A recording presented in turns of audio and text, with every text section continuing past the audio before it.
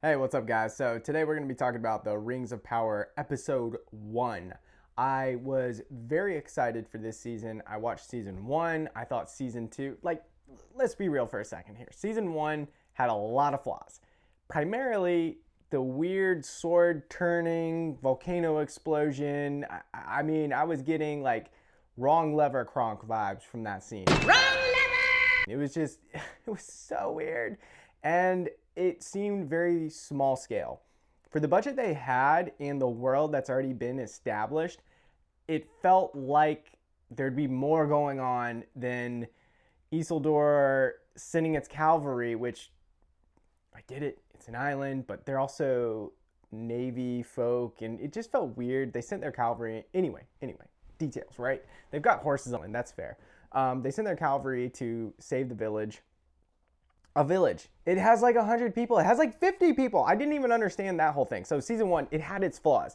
I had an issue with the ending and with the character development and with a few other things, but I'm not going to get into that. I'm going to keep my cool. I'm going to focus on episode 1 of season 2. So I was excited for this because I think season 1s in general are either really good or they're really bad. Sometimes, though, the bad ones, and I would say the first season of Rings of Power was okay. It wasn't bad. It just wasn't great. There was potential, though. There was a lot of potential, a lot of setup. I feel very much the same way about season 2 as I do about season 2 of Wheel of Time. Different story. We can get into that later. But just looking at episode 1 of season 2 of The Rings of Power, there was a long recap of season 1, and then there was kind of this reintroduction of characters. There was also a prequel to Sauron's character, which I didn't like because this is already a prequel series, and then it's a prequel to the prequel.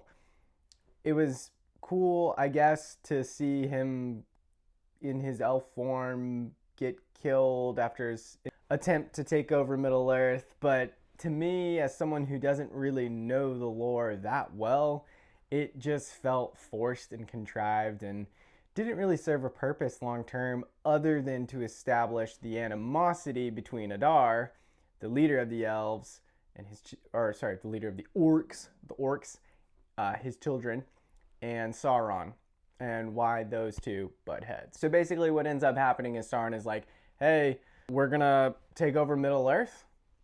Many of you will die, but we're going to do it anyway. It's going to be great. Somebody tries to assassinate him. That fails. Adar decides last second, as he's about to put the crown on Sauron's head, that he's going to kill him. And who knows? Maybe he's the one who paid the assassin.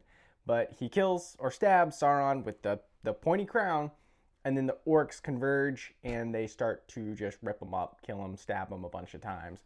He's dead. He's gone. He emits this beam, this blast of light. And then, he I don't really know what happens. Magic happens. And the next thing we know, he is this black, slimy sludge thing, think venom, that drips through the floor and lives off rats and bugs and stuff in the mountain. And then eventually finds his way out, and that's kind of where the story resumes. He eats a lady or something, assumes his Halbrand formed the handsome Aragorn look-alike that's not Aragorn. It's just, I don't know. It was okay. It was interesting, and I was hopeful. However, the story then kind of jumps into this look at the main characters from season 1. They did condense it and focused around Norian the Stranger, Galadriel, Elrond. It's hard, again, just translating high fantasy to the screen and adapting it. It's a very difficult thing to do. There's lots of names, lots of places, and lots of characters. A TV series is excellent for high fantasy stories because you can draw it out.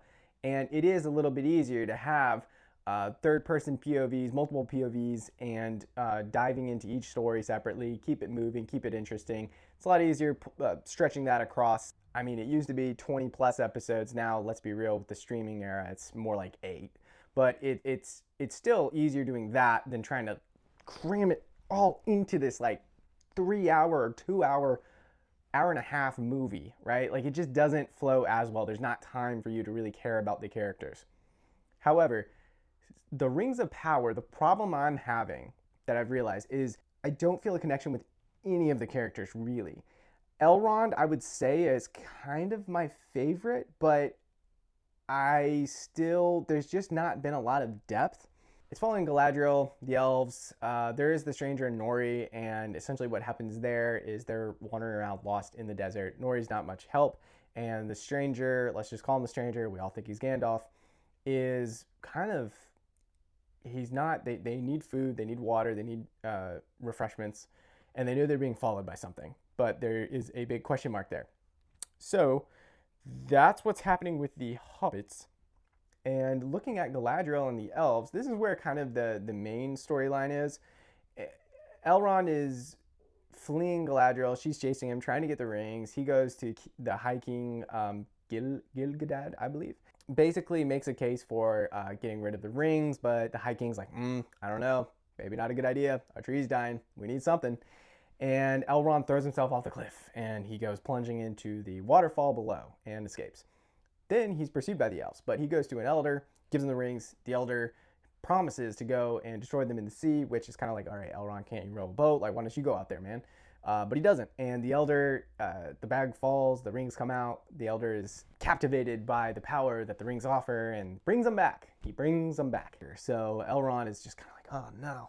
But the rings bring back the life to their mega tree, their tree of life. That's episode 1 in a nutshell, in a very condensed, tiny, fast nutshell that I have given you. There could just be a lot more in terms of the character development.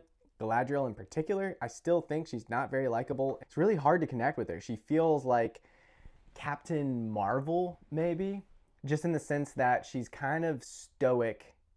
She's stoic until she's not stoic. Like, she's flat-faced until she gets mad at something. And it's hard to see the esteemed queen that we know from the original trilogy in this character. She doesn't come across as kind of the elevated royal elf that she is in the original trilogy, and that's unfortunate. Elves are long-lived, and this is early in her lifespan, of course, but you would still think there would be some kind of maturity or likability to her. There's got to be a reason to like her, right? And the problem when you take a main character and you just have them make mistake after mistake after mistake, yes, it's relatable, but there's got to be something to hold on to that makes us want to cheer on this character. And so far, what has she done? She's gotten her men killed on the search for Sauron. She befriended Sauron, not knowing it was him, and basically led him to Celebrimbor. We are on the cusp of crafting a new kind of power. Who then forged the rings. I mean, there's not a ton that's going on that has ever given us reason to like Galadriel. So and you can't just purchase audience affection cheaply. And she's the main character, okay? Elrond is doing a lot more in that regard. I think he's the most well-developed character besides maybe the dwarves. So if I'm going to sum up my issues for season 2, it's going to be that it's very, very slow. And again, we're looking at episode 1, but I'm a little bit of ahead, and this is maintained. This has stayed true. It's very, very slow. So there's not a lot of action. They're not sticking to Tolkien. People who really enjoy Tolkien and his work, they are invested in the lore. And this season does divert from that, and it has moments where it just doesn't feel like Lord of the Rings.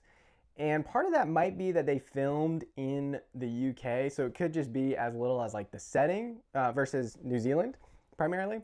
But for me, it's just mostly come down to the biggest issue being the characters. Like, what are we supposed to be rooting for here? So it's very tough because they're in a situation where they're not delighting the hardcore Tolkien fans. I'm just gonna say Tolkien, y'all. That's just how I say it. I know I'm probably pronouncing that wrong. I think it's Tolkien, but bear with me. So they're not delighting the fans of the lore and the books, but it's so slow that someone who doesn't really know anything about the world, or very little, or who has just seen the original trilogy, they're not watching this at the edge of their seat thinking, wow, this is great. It's so slow. It's crazy slow. All right, guys, so wrapping this up, what do I think the Rings of Power is getting wrong? Well, a few things. One is the dialogue. I've mentioned that before. I just feel as though it's weak, it's poorly written, and for considering their budget, and I know a lot of that is going to the rights to the actual story from the Tolkien family or whoever owns that IP, it's still just kind of lacking and doesn't feel elevated like the original trilogy. So I would say the writing there, both with the dialogue, but also with the overall storylines, there's just not a lot of interest, at least for me, that's being generated here. There's not a lot of at stake necessarily, or I'm not, or let me rephrase that. I'm going to say the stakes aren't necessarily clear because where episode one is ending, Sauron's imprisoned by the orcs, by Adar, and he finds his way out, right? But it's kind of like he talks his way out of it, promising to take Adar to Sauron or show him where it is. But the problem is that he has no weapons, no power, seemingly no influence, and so again, what are the stakes? I mean, I'm struggling a little bit here. So the storylines are a little bit lacking, right? But it's episode one, it's the pilot episode. There needs to be some momentum built up, some rev up time. What I would say though is that it is boring. It is just straight up boring. And that's unfortunate. I don't want to pull out my phone and start scrolling through Instagram during a TV show, especially not a show that is like fantasy, high fantasy, especially adapted. I do appreciate, I think it's like relatively clean. It's just trying to tell a good story, but the problem is it's not a good story. So what can they do here? You know, how can they bridge the gap between their budget and their production? It's like, come on, guys, we can figure this out. And there's a lot about it that's great. I think the cinematography is excellent, the costumes, the CGI where it is, I think is pretty solid for how that goes. So that's all I got for episode one. I think there is still potential, but I'm not very hopeful. I've caught up on a few of the episodes past that, but I'm not super far into it. So I'm gonna keep watching, see how this goes, and just hope that they're able to turn around and create something really, really good.